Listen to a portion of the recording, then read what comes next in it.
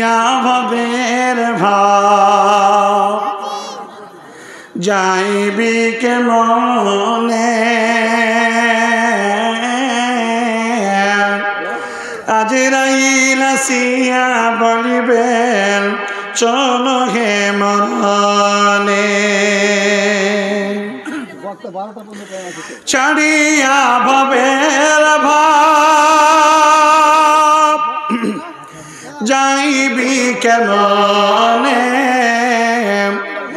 আজরাইল আসিয়া বলিবেন চলো হে মরণে বই কিছু বলবো না ভয় না এখানে আছে সমস্যা হয়ে গেল ও চাচা কিচ্ছু বলবো না কটি আরে যা কি জানে টাকা কি সহ্য করা যায় 1 কুইন্টাল নাকি কি মাকাই ভুট্টা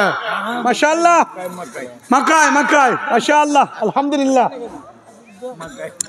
হ্যাঁ আরে এই সিমেন্ট দিবেন না একটা আচ্ছা ঠিক আছে এক বস্তা সিমেন্ট লেখালেন আমার সামনে দেন না বলেন দেন আমি কাউকে একটা দামে হ্যাঁ মাশাআল্লাহ হয়ে গেছে বুঝি না আমি একটা দামে নিয়ে ছাড়ি না ওকে পরকালের ভালো জায়গাটায় পাওয়ানোর চেষ্টা করি বুঝেন নাই যাই হোক বক্তা চলে এসছেন আমি আমার ভাই মুক্তার হোসেন ইসলাহি বক্তব্য রাখবেন আসলে আমার না গাজাল শুনতে হলে আসলে সেই বক্তা আমি লয় যে 10টা গাজাল দিয়ে আমি সময় নষ্ট করব যতক্ষণ টাইম পাবো মানুষদের হাদিসের কোরআন দিয়ে তার মধ্যে তো একটা মারাত্মক হাদিসের অনুবাদ ছুটে গেছে হ্যাঁ যাই হোক আমি আর গজল অতটা বলতে পারি না আর বলতে পারলেও বলার চেষ্টা করি না অনেক বক্তাকে দেখছি সুবহানাল্লাহ 2 ঘন্টা 1.5 ঘন্টা বক্তব্যতে 25-26টা গজল বলছে কমলার বনবাসের গানের নকল আর নাচে গানে ফাইটি গেছ কি যে সুন্দর গানের মতন হ্যাঁ সুর লাগিয়ে জি হুজুর পরকালে বাটাম দিবে রেডি থাকো এই জন্যে শ্রোতা কমিটি এই সাবধান এই ধরনের বক্তা থেকে বেঁচে থাকুন বলছিলাম আল্লাহ